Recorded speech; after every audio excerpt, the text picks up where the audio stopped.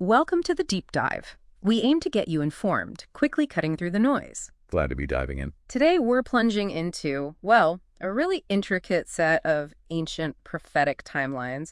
They're from the biblical book of Daniel. Specifically the 2,300 days and the last 1 week. Exactly. And we're tackling a very specific interpretation that connects these two.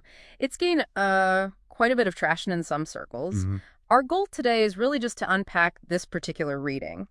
And it's grounded in a pretty bold assumption, But they start at the same time. Precisely, that these two distinct periods kick off concurrently. What's interesting is how this framework tries to map out future events so precisely. A very detailed roadmap if the premise holds. Okay, let's unpack this then. So the core here starts with the last 1 week. In this interpretation, that's taken as 7 years. Or 2,520 days, Right. Using that biblical 360-day year convention. Right, where a day can symbolize a year in prophecy. And alongside that, you've got the 2,300 days. That's from Daniel 8.14.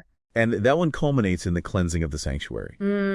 But, it's really vital we stress this point again. This whole intricate structure, all the connections we're about to discuss. Yes. It absolutely hinges on that one foundational assumption. That these two timelines, the last 1 week, the 2,300 days, they start together at the exact same moment. So if that starting point is off, then the whole sequence that follows, well, logically, it wouldn't line up according to this specific model. It really underscores how carefully you have to approach these interpretations. that's a crucial point. It definitely sets the stage. Now, within this framework, there's also this significant figure introduced, the small horn. From Daniel, yes. Yeah. A powerful figure. Depicted as a king, essentially.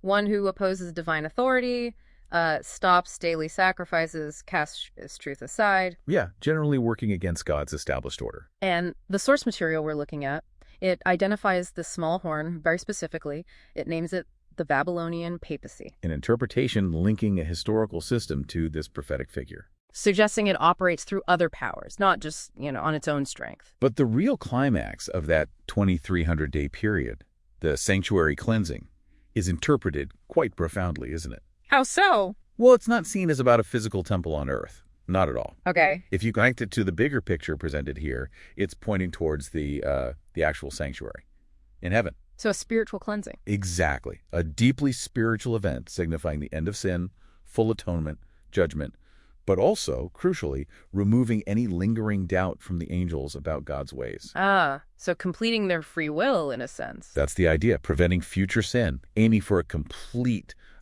cosmic resolution. It's quite profound. Wow. Okay, so if we follow this proposed timeline, assuming that shared start date, things get very specific, sequence-wise. Extremely. Picture this. About 1,335 days into this combined period, a blessed event is said to happen, the first resurrection. Right. And then what follows? Then for the next roughly 965 days, 7 plagues are poured out on earth. A period of judgment. Yes. And this interpretation suggests believers are taking up before these plagues hit, because the plagues are seen as judgment specifically for the wicked. Got it. So the righteous are spared that. That's the view. And then those 2,300 days, they conclude precisely as these 7 plagues end, Okay. which also marks the completion of that heavenly sanctuary's cleansing we talked about. Tying it all together at that point. Exactly. But what about the last 1 week? The longer 20-day period? There's still days left over, right? Right. About 220 days remain after the 2,300 days finish. And this interpretation suggests those days would see final events, things like the destruction of what the source calls the Babylonian papacy. Other final judgments wrapping things up.